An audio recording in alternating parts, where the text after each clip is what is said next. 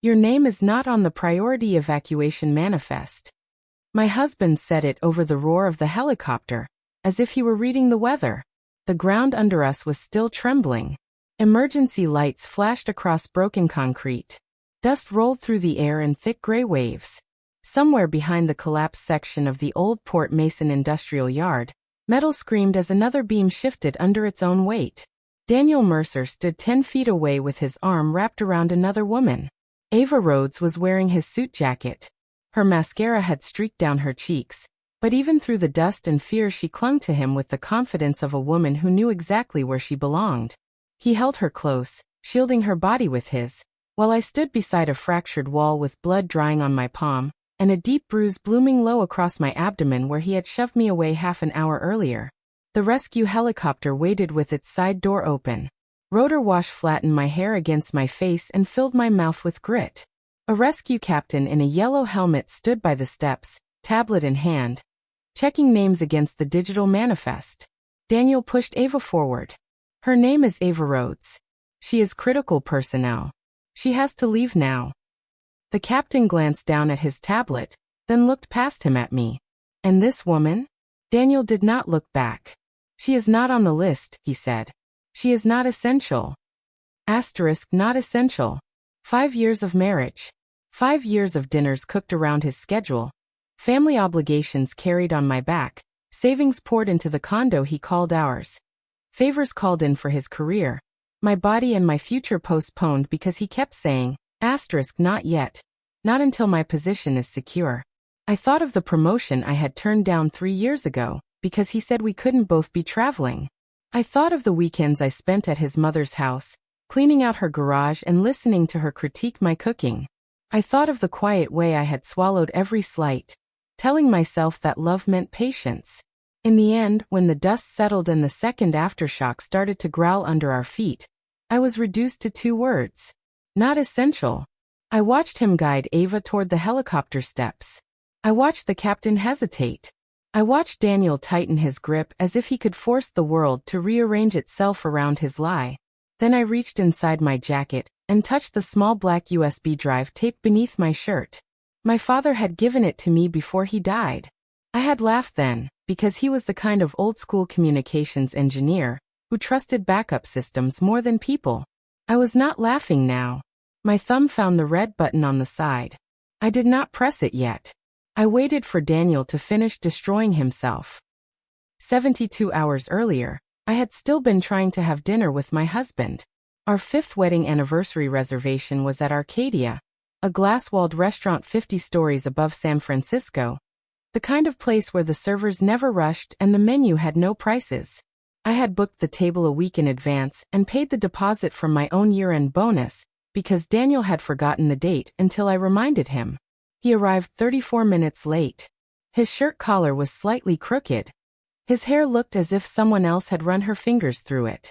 When he leaned in to kiss my cheek, a sweet, expensive perfume clung to him. Something floral and sharp that did not belong to me. Last-minute board call, he said, dropping into the chair across from me. You know how it is. I cut a piece of steak, placed it on the small plate in front of him, and said, was Ava on that call too? His fork paused. Only for half a second. Then his expression hardened. Why would you bring her up tonight? Because you bring her home with you every time you walk through the door. Daniel gave a short, humorless laugh. Maya, she is the Deputy Director of Market Operations. She is working on the West Coast Resilience Project. You don't understand how this level of work functions. I did not answer. Ava Rhodes had joined Horizon Response Systems 3 months earlier. She was 30, polished, ambitious, and beautiful in a way that seemed engineered for boardrooms and hotel bars. Daniel mentioned her name constantly at first. Ava caught a procurement issue. Ava speaks the language of investors. Ava understands crisis messaging. Then he stopped mentioning her at all, which was worse. 2 months earlier, he had started keeping his phone face down. 6 weeks earlier, he had changed the passcode. 1 month earlier, I found a lipstick in the passenger side door of his car. Deep red. Tom Ford. Not mine. Not the shade of a woman who spent her weekdays in compliance audits and her weekends comparing grocery prices. I had not screamed. I had not confronted him. I had simply placed the lipstick back where I found it and waited to see whether he would come clean. He did not. That night at Arcadia, Daniel reached into his leather folio and slid a document across the table. I need you to sign this. I looked at the cover page. Asterisk Emergency Household Asset Declaration and Authorization. The language was clean, professional, and dangerous.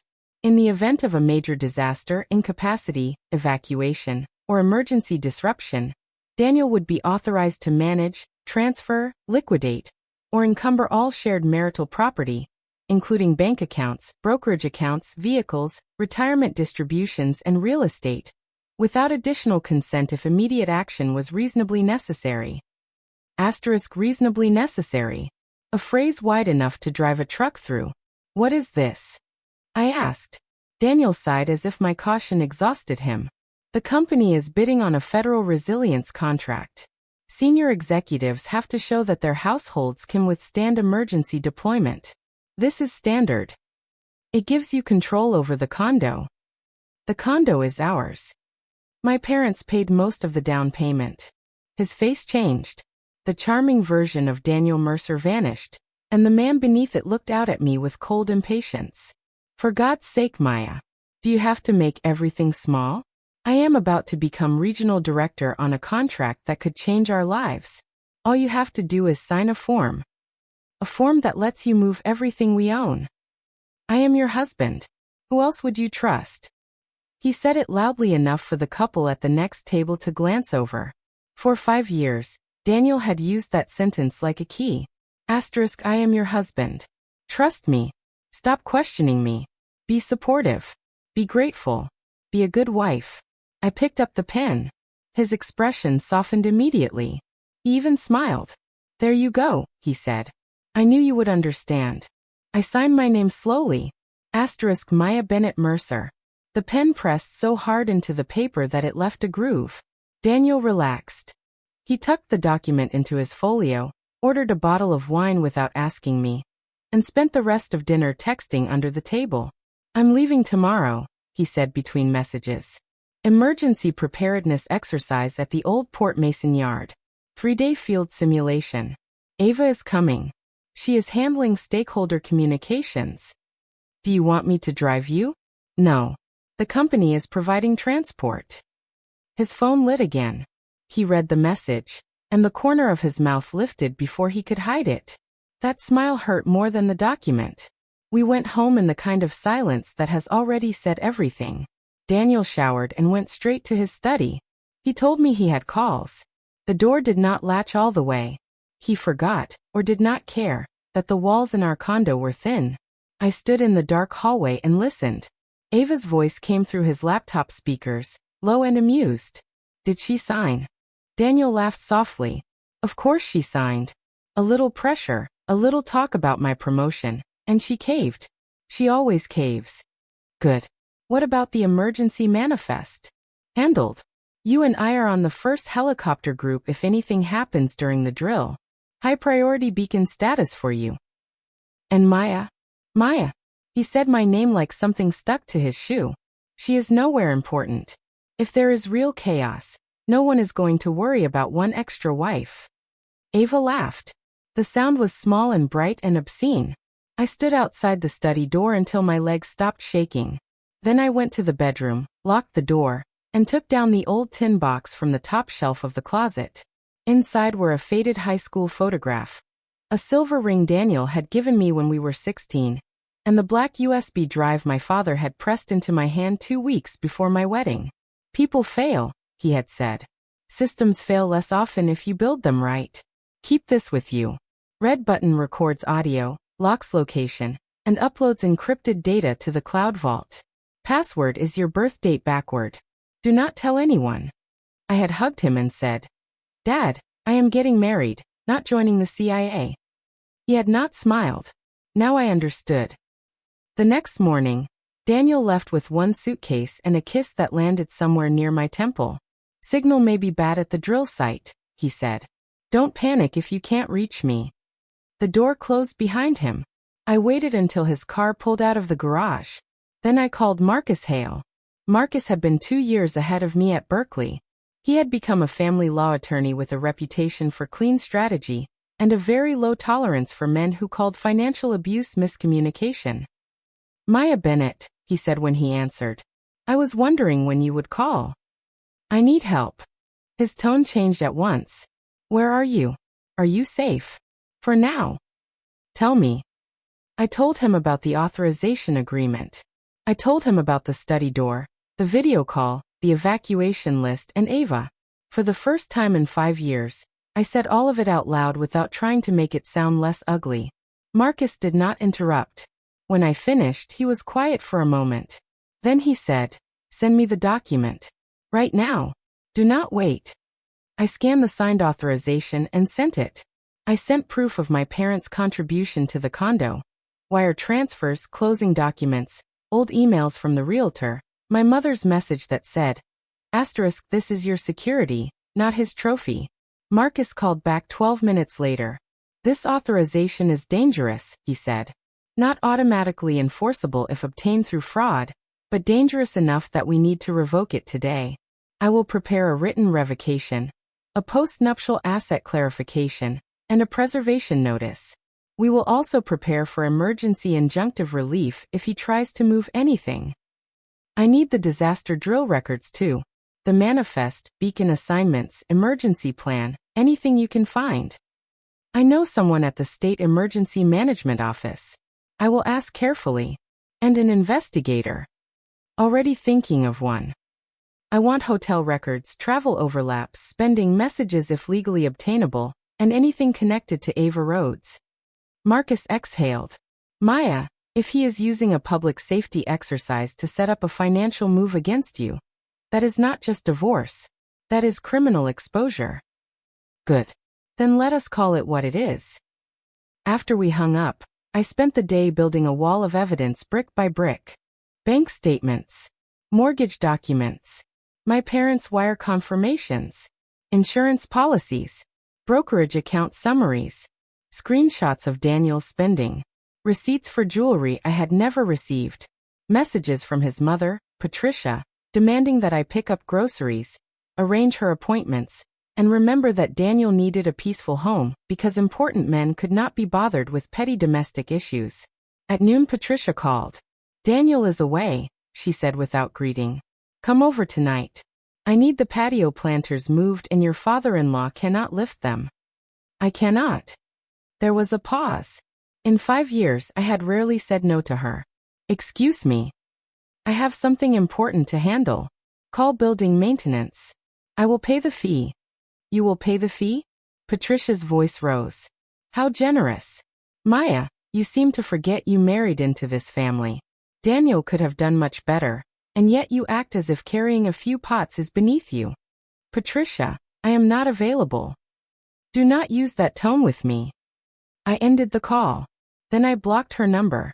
The silence that followed was so clean it almost hurt. By evening, Marcus sent the revocation letter for the authorization. He also sent a recommendation. Do not notify Daniel until we are ready to preserve assets. A private investigator sent the first report just before midnight. Daniel and Ava had checked into hotels together 11 times in 3 months. He had purchased luxury items on a secondary card in her name. He had requested 2 experimental emergency locators for the Port Mason exercise under the guise of field testing next-generation rescue beacons. One was assigned to him. The second was assigned to a critical communications liaison. Ava. Not me. The investigator also found a draft debt packet on a shared cloud folder Daniel thought was private. Ava was listed as a personal lender. The numbers were absurd, but the documents were formatted to look legitimate. Promissory notes, repayment acknowledgments, 1 falsified message chain, and a proposed divorce settlement in which I would leave the condo, accept responsibility for part of the marital debt, and waive future claims. I read every file. Then I taped my father's black USB drive beneath my shirt with waterproof medical tape, close to my heart. I am not dying quietly, I whispered to the empty room. The Port Mason exercise began under a low-gray sky.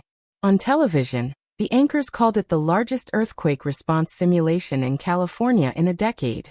State agencies, private contractors, drone teams, medical units, and rescue helicopters were all staging in an abandoned industrial district built on unstable fill near the bay.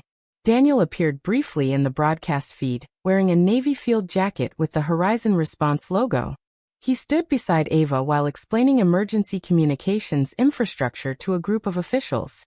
She was half a step behind him, close enough that her sleeve brushed his.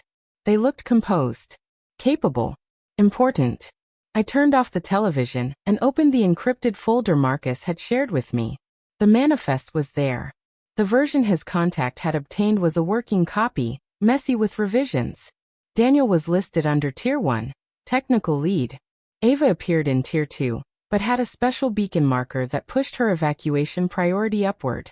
My name was not visible in the section Daniel had sent to the company, but in a separate county-generated attachment, one I almost missed, I saw another line. * Maya Bennett Mercer, spouse/executive household contact, Tier 1 Family Safety Waiver. I stared at the screen. I was on the actual emergency manifest. Daniel had not merely failed to add me. He had tried to hide me. At 2:17 p.m., the live broadcast shook violently. The anchor's voice broke. We are getting reports of actual ground movement at the Port Mason site. This does not appear to be part of the exercise. The camera is unstable. We are losing feed. The picture cut to black. Then my phone exploded with alerts. * Actual seismic event reported during emergency exercise. * Multiple collapses at Port Mason Industrial Yard. * State emergency response activated. * Communications disrupted. I stood in my living room with the USB drive taped to my skin and realized the simulation had become real. For one irrational moment, I wanted to call Daniel. Then I remembered his voice from the study. * If there is real chaos, no one is going to worry about one extra wife. Patricia found another number and called me 30 times. I answered once. Where is Daniel? She screamed. What have you heard? You need to go find him.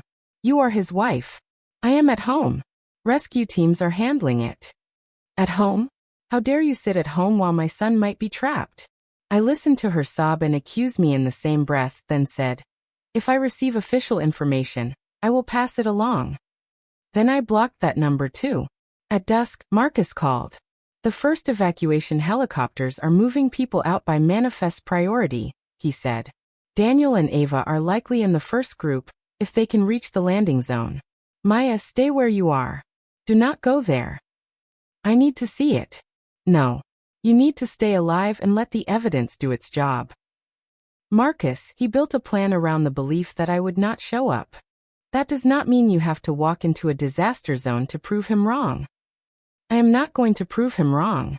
I am going to let him prove me right. The silence on the line was long. Finally he said, if you disappear for more than 12 hours, I am filing everything. All of it. Fraud, asset preservation, criminal referral, divorce.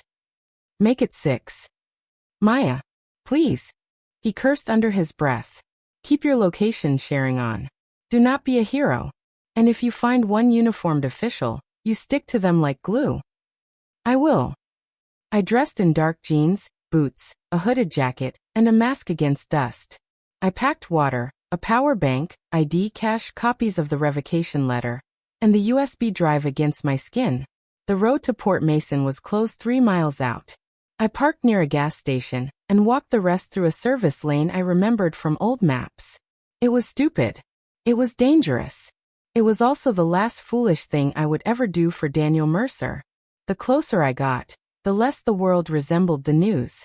News was clean angles and distance. Reality was dust in your teeth, sirens bouncing off broken warehouses, floodlights turning smoke white, people shouting names into radios, and the sickening groan of unstable concrete. I kept to the edge of the staging area until I saw the helicopter. Then I saw Daniel. He was arguing with the rescue captain. Captain, check the list again, Daniel said. His voice carried over the rotor wash. These are essential people. Ava Rhodes is carrying field communications data. She must be evacuated on this aircraft. Ava stood beside him in his jacket, one hand gripping his arm. Her face was pale, but her eyes were alert. The captain scrolled through his tablet. Mr. Mercer, the aircraft has weight limits. I have 11 confirmed Tier 1 names here, and 1 unresolved seat. Ava is the unresolved seat. That is not what my system says. Your system is lagging. We modified the manifest this morning. The state manifest does not show that modification as approved. The captain tapped his screen in frustration. We have intermittent connectivity here. I only received the official county update 10 minutes ago. It shows a different name for that last seat. Daniel's jaw tightened. I am the Horizon technical lead.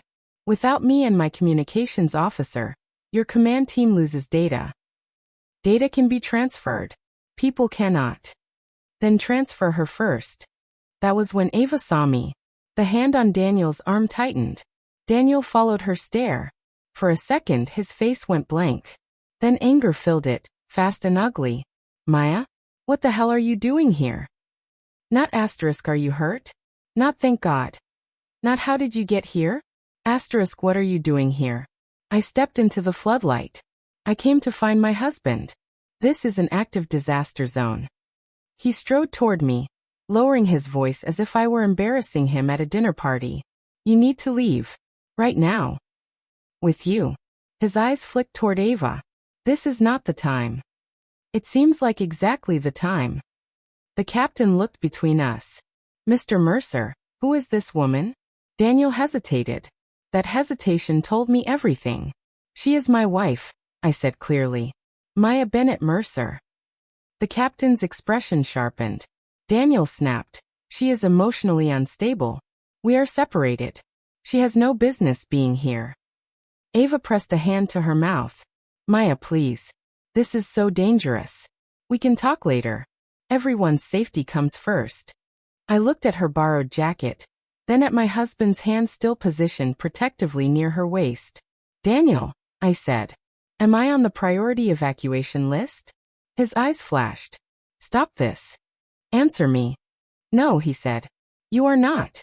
You were never assigned to this operation. You need to wait for later evacuation with non-essential personnel. The captain glanced down at his tablet again, frowning. I took one step closer. So you are telling an emergency official that your legal spouse is not listed as a priority evacuee. I am telling him the truth. The captain's voice cut through the dust. Mr. Mercer, that is not what I am seeing. Daniel froze. The captain turned the tablet toward him. Tier 1 family safety waiver. Maya Bennett Mercer. Spouse. Confirmed. The seat is hers. He added. The county update finally came through a few minutes ago. This seat was reserved for her all along. For one full second no one spoke. Then the whispers began. A firefighter near the equipment stack muttered, he knew. A medic said, Jesus. Ava let go of Daniel's arm. Daniel recovered badly. There must be a system error. The document was revised. She was not supposed to be. He stopped. Too late. Not supposed to be, the captain repeated. I pulled out my phone and tapped play. Daniel's voice came out of the speaker, clean and unmistakable. Asterisk, of course she signed. A little pressure, a little talk about my promotion, and she caved.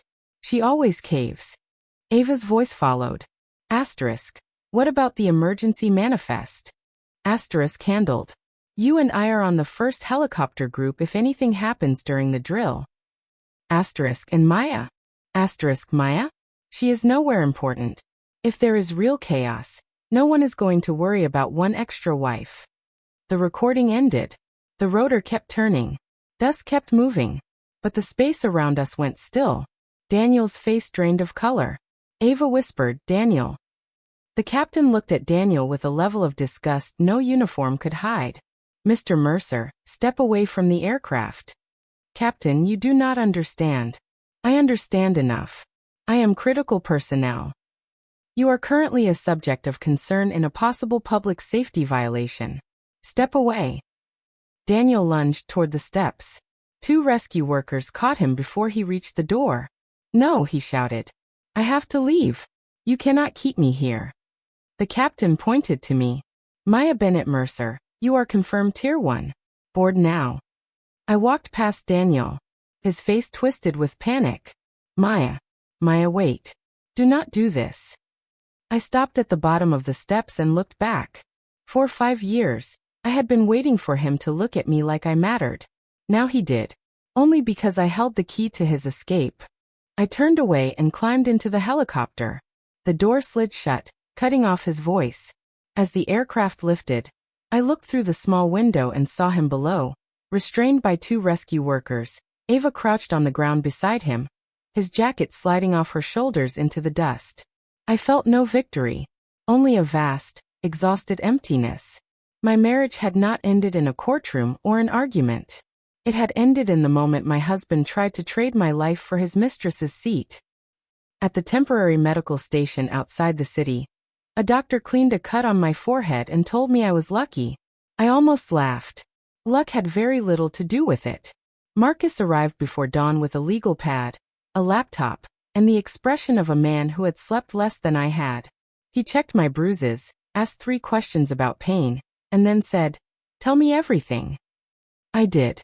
By 6:30 a.m., his office had filed a revocation of the authorization, a petition for temporary asset freeze, a notice of preservation, and a civil complaint prepared to convert into divorce pleadings once I signed the final instruction. By 7:15, he had transmitted the recording, the manifest documents, the forged debt packet, and the hotel evidence to the appropriate law enforcement contacts. By 8 o'clock, Daniel and Ava arrived at the medical station, escorted rather than welcomed. They looked like survivors from different disasters. Ava's hair was matted with dust. Daniel's clothes were wrinkled, his face scraped, his eyes hollow. He saw me seated near the wall, and came toward me with the stagger of a man approaching his last chance. "Maya," he rasped. "Please. You have to listen to me." I did not stand. No, I do not. I panicked. I made a terrible mistake. Ava was terrified. I was trying to protect everyone. By telling a rescue captain your wife was not important. His mouth opened and closed. Ava stepped forward, crying now. "Maya, I am so sorry. It was all a misunderstanding. Daniel never meant for you to get hurt. He was under pressure." I looked at her. "Ava, you helped him falsify debt documents in your name. You accepted emergency equipment intended for actual priority personnel. You discussed removing me from an evacuation pathway. Please save the performance for your attorney." Her tears stopped. Daniel flinched. "Attorney?" "Yes. Marcus has already filed." "Filed what?" "Revocation of the authorization. Asset preservation. Notice of fraud. Evidence referral. Divorce will follow." His face went white. "Maya, don't do this. You can't wreck my life over one mistake." "One mistake?" I stood then. The lipstick was a mistake. The hotels were a mistake. The fake debt papers were a mistake. The authorization was a mistake. The modified manifest was a mistake. The moment you stood in front of a rescue helicopter and told them I was not essential was a mistake. How many mistakes does it take before we call it a choice? His phone rang before he could answer. He looked at the screen and went still. "Answer it," I said. He did. I heard enough. The voice on the other end was cold, clipped, and furious. Horizon Response Systems had suspended him immediately. The board had opened an internal investigation. His access had been revoked. The State Emergency Office had requested his records. All project responsibilities were being transferred. He was to cooperate with legal and compliance. "This is temporary," Daniel said, voice shaking. "I can explain." The call ended. His phone slipped from his fingers and hit the concrete floor. For a second, he stood like a statue. Then he turned back to me, and something in his face collapsed. "Maya," he whispered. "We were 16 once. Do you remember?" He reached inside his coat and pulled out a small velvet box. Inside was the old silver ring from my tin box's twin memory, the one he had bought me with lawn mowing money when we were teenagers. It was tarnished now, almost black along the edges. "I kept it," he said, tears filling his eyes. "I always kept it. I lost my way. I was stupid. I was greedy. But I love you. I loved you first. Please. Let us start over." He grabbed my wrist. Hard. Marcus moved instantly. "Let her go." Daniel did not. His fingers dug into my skin. Maya, please. You cannot do this to me. I am your husband. I looked down at his hand. Then I reached inside my collar and peeled back the edge of the waterproof tape. Daniel's eyes followed the movement. I removed the black USB drive and held it between us. The red button shone in the morning light. All the emotion drained from his face, replaced by something much more honest. Fear. What is that? He whispered. I pressed the button. A soft electronic beep sounded. The LED turned red and began to blink. This, I said, is the reason you do not get to rewrite what happened. The rescue captain who had flown in behind us was standing near the medical bay doors. I turned to him. Captain, this device has been recording since the evacuation zone. It captures Daniel Mercer stating I was not on the manifest, that I was not essential, and later attempting to pressure me after the fact. It is encrypted and uploading to my attorney's evidence vault in real time. The cloud backup is already complete. Then I looked at Daniel. It also contains the earlier recording from our home. His statements about inducing me to sign an authorization, modifying the evacuation plan, and abandoning me if real chaos occurred. Daniel backed away. Maya, stop. No. I raised my voice just enough for the people nearby to hear. I am formally reporting Daniel Mercer for falsifying emergency response information, attempting to deprive his legal spouse of a designated evacuation priority, financial fraud, forged debt documents, and conspiracy with Ava Rhodes to obtain control over marital assets. Daniel moved toward me with a sudden, desperate motion. Give me that. Marcus stepped between us. Two responders grabbed Daniel before he reached me. He struggled, wild now, the old ring clenched in his fist. You are ruining me, he screamed. You vindictive bitch. You do not get to ruin my life. The captain spoke into his radio. Security to Medical Station 3. We need law enforcement support. Male subject becoming aggressive after evidence disclosure. Daniel's face hit the floor when they restrained him. Ava sank into a chair, shaking so hard her teeth chattered. I watched them both, and for the first time all morning, I felt calm. Not happy. Not triumphant. Calm. Love had made me patient. Betrayal had made me careful. Survival had made me precise. The police arrived 20 minutes later. Daniel was taken in for questioning. Ava was taken separately. Marcus and I went to the station with the evidence. Under fluorescent lights, I repeated the story from the beginning. The anniversary dinner, the authorization, the study recording, the beacons, the manifest, the rescue zone, the old ring, the USB. A detective named Carla Ruiz listened without interrupting, then reviewed the documents Marcus submitted. This is not a simple domestic dispute, she said finally. I know. We are looking at potential fraud, falsification of emergency records, reckless endangerment, obstruction of emergency operations, and possibly financial crimes connected to Horizon. The prosecutor will decide charges, but this is serious. Good. She studied me. You understand this could send your husband to prison. He left me to die in a collapsed industrial yard. I understand exactly what this could do. By afternoon, Horizon's compliance director and ethics counsel requested a meeting through Marcus. We met them in a private conference room near his office. They were careful, formal, and visibly alarmed. Mrs. Mercer, the compliance director said, Horizon Response Systems is appalled by Mr. Mercer's conduct. His access has been terminated. We are cooperating fully with state authorities and law enforcement. We are also conducting an internal audit of his projects, including equipment requests, vendor relationships, and expense approvals involving Ms. Rhodes. That is the minimum you should do, Marcus said. We agree. The company's lawyer slid a folder across the table. We are prepared to discuss reimbursement and compensation for any harm caused by misuse of company systems connected to Mr. Mercer's conduct. We will also assist in identifying any compensation, bonuses, or stock units traceable to marital assets or concealed income. In plain English, they wanted to cut Daniel loose before the scandal infected them. I was fine with that. The following weeks unfolded like a controlled demolition. Daniel was placed on administrative leave, then terminated for cause. His name disappeared from Horizon's leadership page. A statement cited serious misconduct connected to an emergency response exercise, without naming me. The police obtained warrants. Investigators found the forged debt documents on Daniel's computer, including metadata linking edits to both him and Ava. They found messages discussing how the authorization could be used if I was unavailable after a major incident. They found expense records, gifts, hotel charges, and the 2 emergency beacons requested outside standard protocol.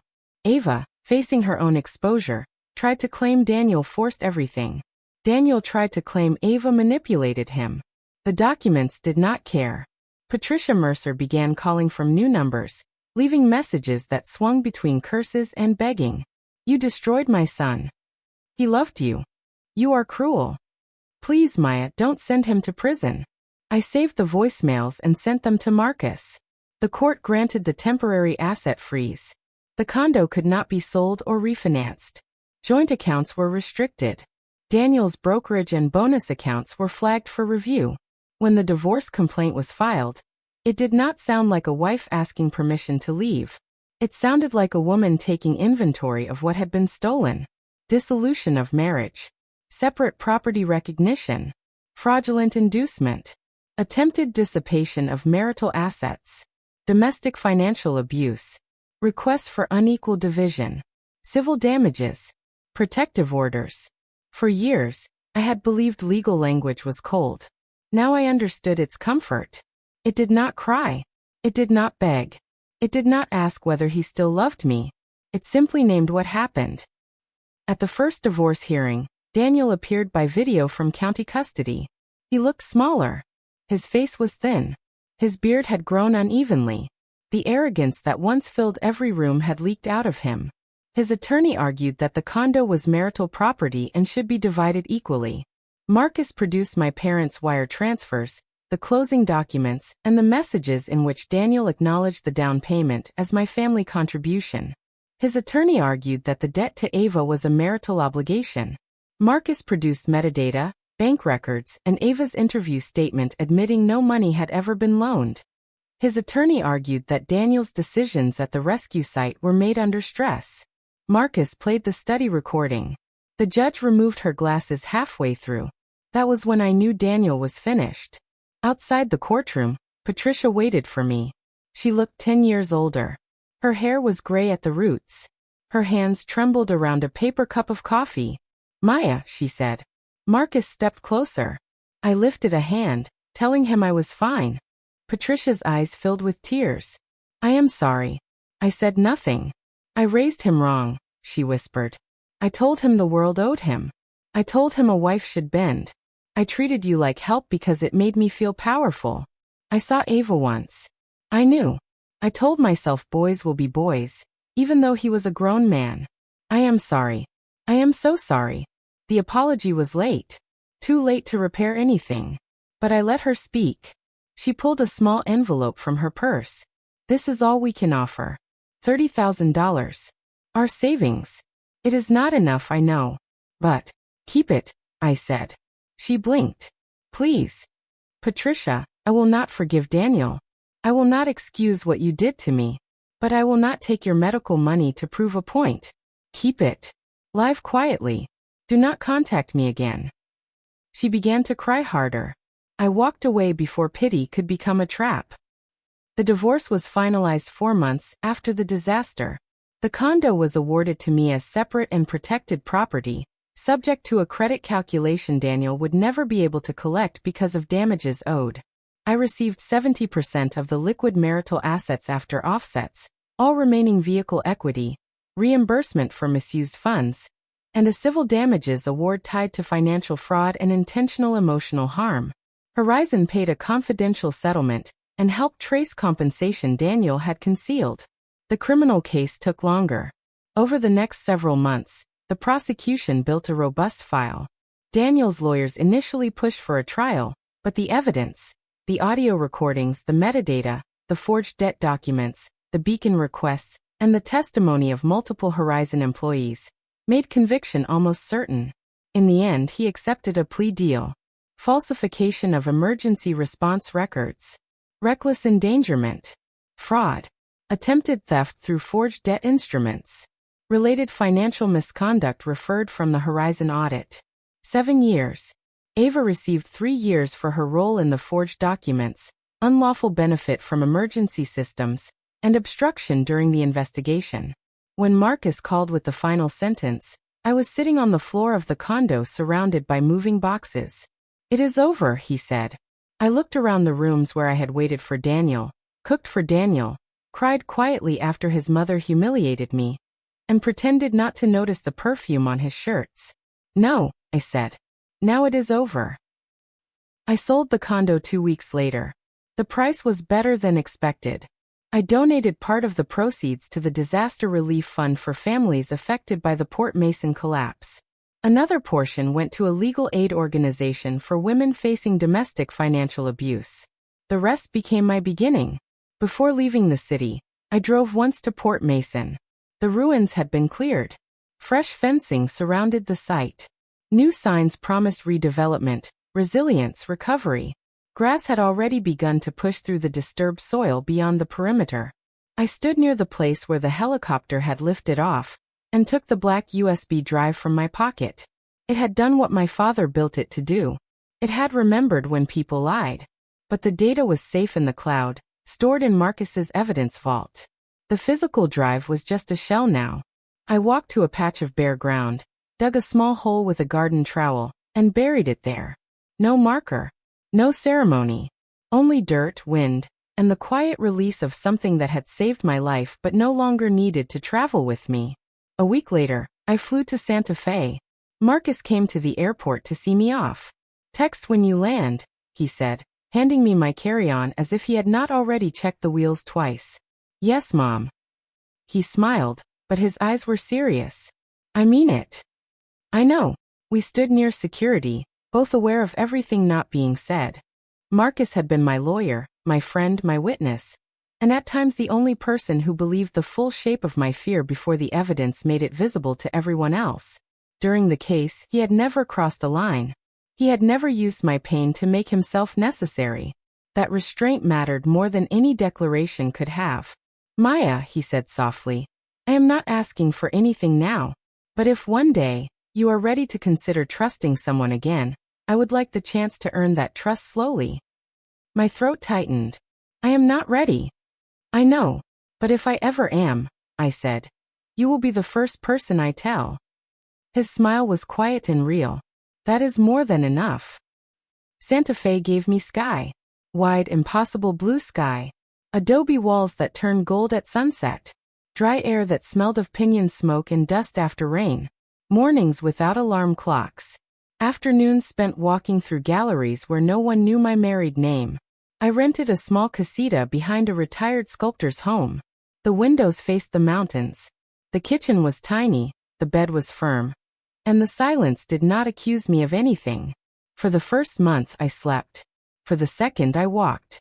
For the third, I bought a camera. Or rather, Marcus bought one and shipped it early for my birthday with a card that read, *record beautiful things. Your life has room for them now. I took it into the desert at dusk and photographed the moon rising over red earth. I photographed doorways, old churches, market stalls, wildflowers growing where they had no business surviving. One evening, I received a letter forwarded from my old address. It was from Daniel's father. The handwriting shook. Daniel wanted to see me. He had things to say. Patricia was sick. They would not bother me again. The $30,000 was still set aside if I wanted it. I sat with the letter until the sun went down. Then I tore it in half. The next morning, I sent $15,000 to Patricia's medical account through an anonymous cashier's check. I donated the other $15,000 to the legal aid group in Daniel's name. Not forgiveness. Closure. That night, I lay on the flat roof of the casita with my camera beside me and watched the stars appear one by one. I thought of Daniel at 16, giving me a cheap ring with shaking hands. I thought of Daniel at 34, trying to push another woman onto a rescue helicopter while I stood bleeding in dust. Both men had been real. The tragedy was not that love had been a lie from the beginning. The tragedy was that some people betray the best version of themselves and then expect you to keep loving the ghost. I would not. My phone buzzed. Marcus. Asterisk, how is the sky tonight? I took a picture and sent it. Me. Asterisk, bigger than I remembered. Marcus. Asterisk, good. Grow into it. I smiled in the dark. For the first time in years, the future did not look like a hallway full of locked doors. It looked like open land. Harsh in places, bright in others, mine in every direction. I had no husband to obey. No mother-in-law to appease. No false debt to carry. No disaster waiting to decide whether I mattered. I mattered because I said I did. That was enough. In the distance, the desert wind moved through dry grass with a sound like pages turning. I lifted the camera, focused on the stars, and pressed the shutter. The click was small. The sky was endless. And this time, I was not anyone's forgotten name on a list. I was the one holding the record. I was the one choosing the direction.